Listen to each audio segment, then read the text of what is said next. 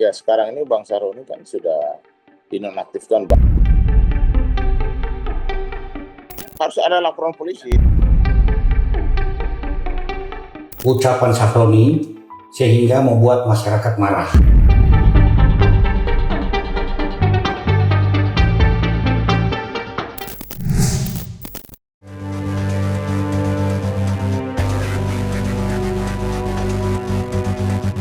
Nama Ahmad Sahroni sepertinya tidak pernah sepi baik dari pemberitaan maupun pembicaraan. Sudah sepekan ini pula mantan politisi Nasdem itu tidak menunjukkan gaungnya, terutama pasca kediamannya dijarah orang-orang tak dikenal. Permintaan maaf atas ucapannya yang dianggap arogan pun enggan dilakukan. Sikap diam Sahroni yang tak menunjukkan itikat baiknya mengambil hati masyarakat membuat publik makin geram dan kesal. Meski rumahnya dijarah orang tak dikenal dalam peristiwa kerusuhan pada saat aksi massa yang berujung anarki, pria yang kerap disinggung Crazy Rich dari Jakarta Utara itu sampai kini belum menunjukkan batang hidungnya. Jelang peristiwa aksi massa besar-besaran, Sahroni memboyong keluarganya ke Singapura. Lantas apa pesan Hotman Paris untuk mantan pejabat seperti Sahroni yang menjadi korban amuk massa hingga rumahnya habis dijarah orang tak dikenal? Apa pesan moral dan hikmah dari demonstrasi baru-baru ini? Yang pertama, sekalipun kau kaya raya sebelum menjabat, sekalipun kau sebelumnya sudah kaya raya, sebelum kamu duduk di pemerintahan atau di legislatif atau di lembaga pemerintahan manapun, kamu harus menunjukkan hidup kesederhanaan dan tidak boleh berdansa-dansa di depan publik. Itu resiko. Karena rakyat tahunya kamu hidup dari uang rakyat. Itu resiko. Kau telah memilih jadi pejabat publik, bersikaplah seperti pejabat publik. 2. Hidup kesederhanaan adalah salah satu prinsip yang harus diikuti yang harus dilakukan oleh pejabat publik. Itu resiko. Apa boleh buat? Kau telah memilih jadi pejabat publik. Yang ketiga, seperti disebutkan oleh seorang profesor hukum di Amerika Serikat, demo itu menunjukkan bahwa pada saat orang mendapatkan ketidakadilan, tetap kamu harus ikut peduli, walaupun yang jadi korban ketidakadilan itu adalah orang lain. Karena ada waktunya nanti kau yang jadi korban ketidakadilan. Jadi berjuanglah, ikut berjuang pada saat teman kamu atau masyarakat sekitar mendapatkan ketidakadilan. Pesan saya juga kepada para pejabat, pada saat kau menjabat, memang kau bisa melakukan apapun. Tapi ingat, yang datang ke Kopi Johnny mendapatkan keadilan adalah para keluarga, para keturunan dari mantan pejabat yang sekarang sesudah orang tuanya tidak menjabat merasakan ketidakadilan. Jadi mumpung kau menjabat, pergunakanlah itu untuk menciptakan aturan-aturan yang melindungi masyarakat dan keturunanmu nanti, terutama hak dari siapapun, setiap diperiksa oleh polisi atau kejaksaan atau siapapun, walaupun sebagai saksi, berhak didampingi oleh seorang pengacara. Jangan seperti sekarang 24 jam diperiksa, akhirnya si saksi tersebut ketakutan, tanda tangani apapun, besok saja jadi tersangka. Berjuang untuk anak keturunanmu. Halo para pejabat, kalau kau buat undang-undang KUHP yang melindungi hak asasi manusia, maka keturunanmu pun ikut dilindungi di kemudian hari.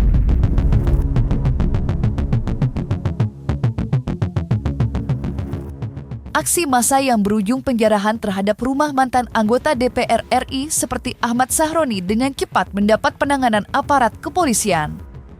Dalam kasus penjarahan massal terhadap rumah Sahroni, Polda Metro Jaya mengambil kasusnya. Berembus kabar aparat kepolisian telah menangkap sejumlah orang yang diduga melakukan penjarahan terhadap rumah mantan anggota DPR RI. Penanganan cepat yang dilakukan Polda Metro Jaya meski sebelumnya kasus tersebut ditangani Polres Metro Jakarta Utara. Lantas sudah sejauh mana perkembangan kasus penjarahan yang dilakukan orang tak dikenal terhadap rumah Sahroni? Ya, tadi Pak Wadir sudah menyampaikan ada beberapa yang memang sudah dilimpahkan. Untuk perinciannya, mohon waktu ya. Yang jelas, penindakan secara tegas, komitmen untuk mengungkap peristiwa-peristiwa yang mengganggu ketertiban umum itu akan terus kami pegang teguh. Jadi mohon waktu, tim kami masih bekerja, dan kami sekali lagi terima kasih kepada rekan-rekan yang juga sudah menginformasikan kepada masyarakat upaya-upaya kepolisian bersama-sama dengan stakeholders, patroli skala besar, ya itu digiatkan terus untuk memberikan rasa aman. Update terkait pengrusakan, penjarahan, ini mohon waktu, ya. Tapi berarti saksi Sedang berproses, ada beberapa tersangka yang sudah ditangkap dan lain sebagainya, namun secara rinci nanti kami update lagi, pasti akan diproses tuntas.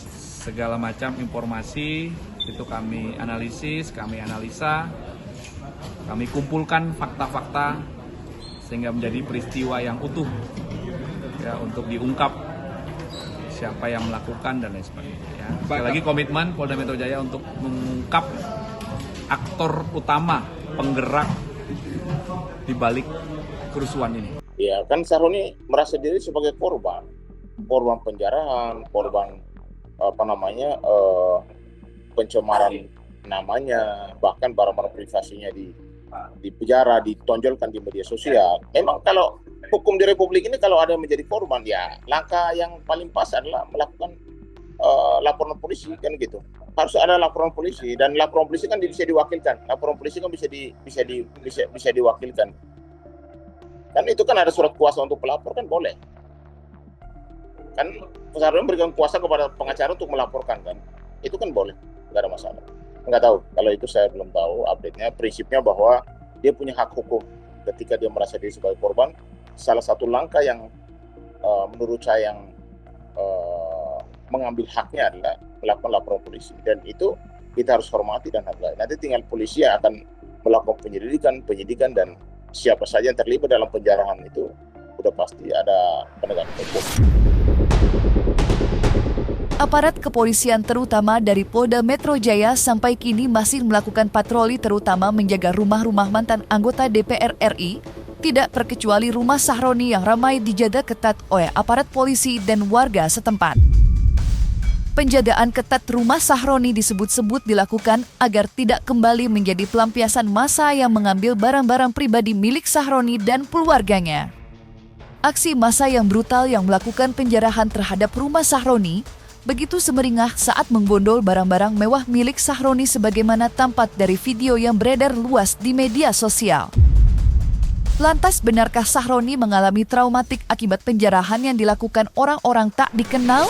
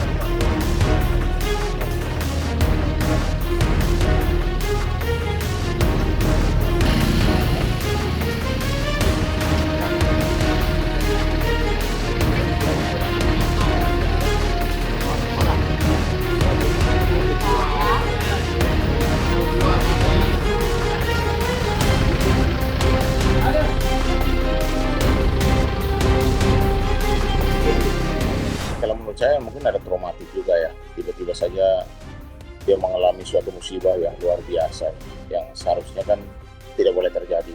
Saya juga menyayangkanlah warga di sekitar situ, ya mungkin kalau ada yang datang sampaikanlah supaya jangan terjadi ke beberapa anggota dewan tersebut, supaya menghindari hal-hal yang kemarin yang kita lihat dengan kasat mata. di depan publik, mereka ngambil barang orang dan lain sebagainya, kan itu jelas pelanggaran hukum berat. Penjarahan yang dilakukan ratusan orang tak dikenal di kediaman Sahroni disebut-sebut mulai teridentifikasi aktor utamanya. Tidak sedikit orang yang mengembalikan barang-barang milik Sahroni, termasuk jam mewahnya yang ditaksir berharga hingga 11 miliar rupiah. Mengenai pengembalian jam mewah sendiri mempunyai kisah menarik yang luput dari pemberitaan media. Lantas seperti apa cerita di balik pengembalian jam mewah milik Sahroni yang disebut-sebut berharga fantastis tersebut? Setelah rame, saya datang ke rumahnya, ke rumah yang anak yang mengambil itu. Terus saya himbau untuk bisa mengembalikan, terus dengan kesadaran dia mau mengembalikan itu. Saya nggak tahu laporan Pak Sahroni, kan ya namanya kami di RW wilayah. Apakah laporannya di hari Senin atau hari Selasa kita nggak tahu.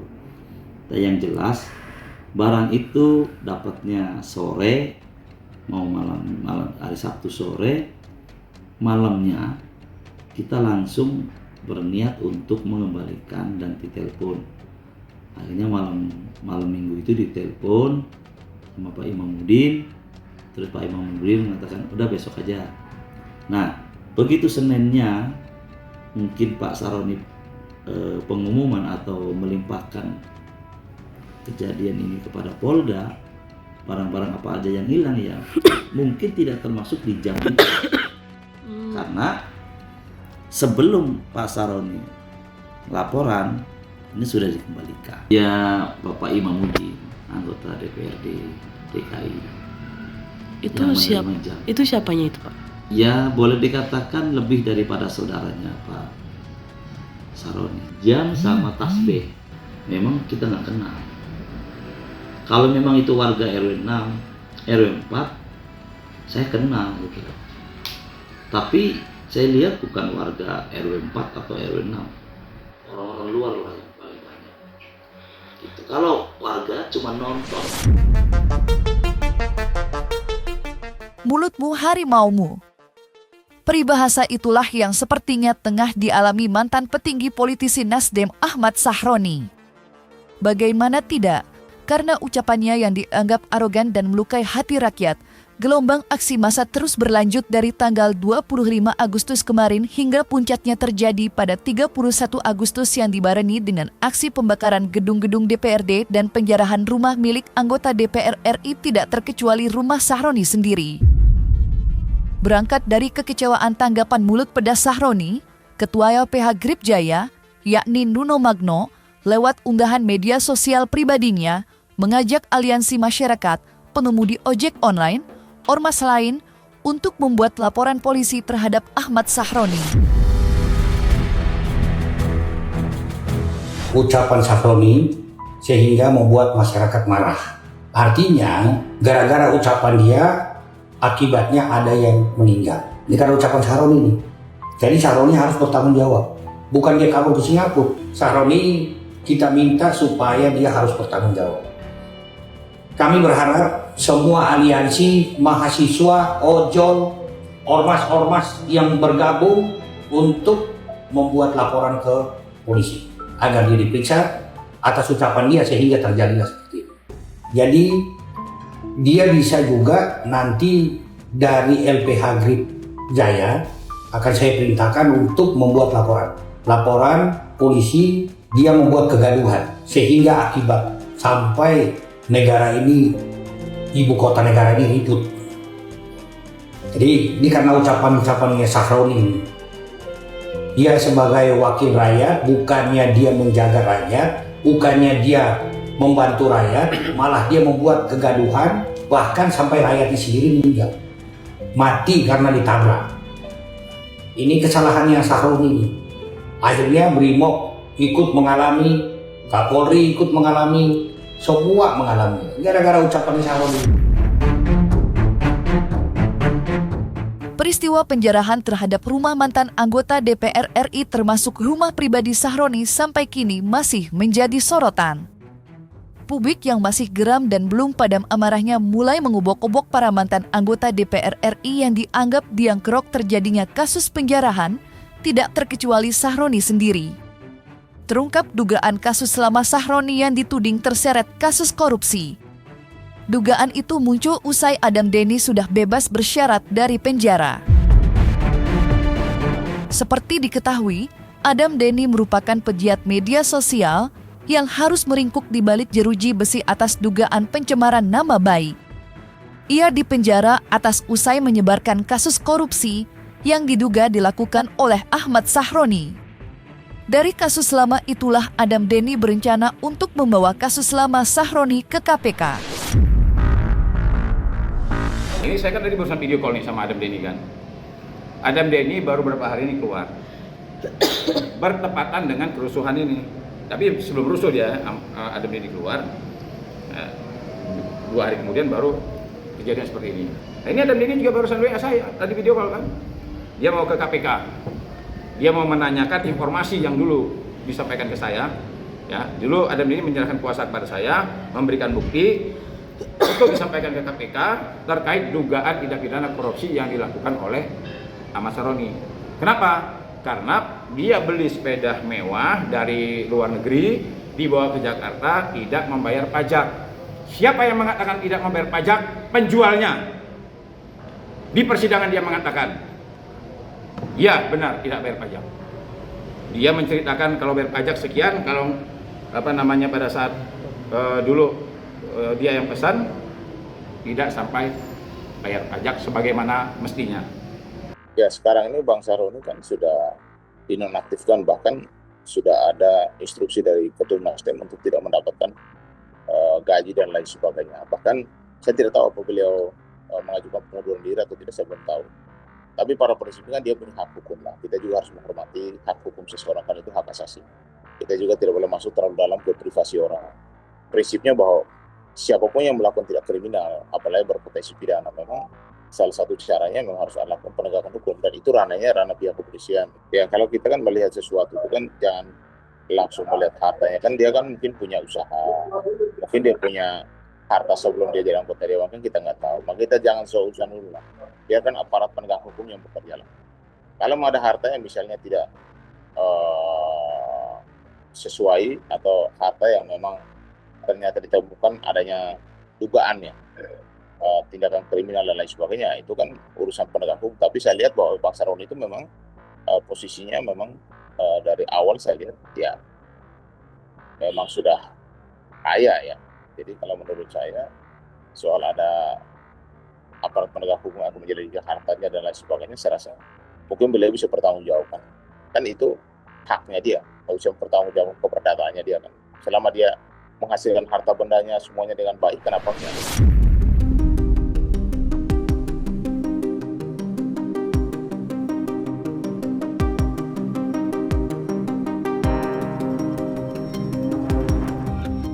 Nah, selesai sudah, Cumi Lovers. Jangan lupa untuk like, subscribe, dan juga share channel YouTube Cumi Cumi.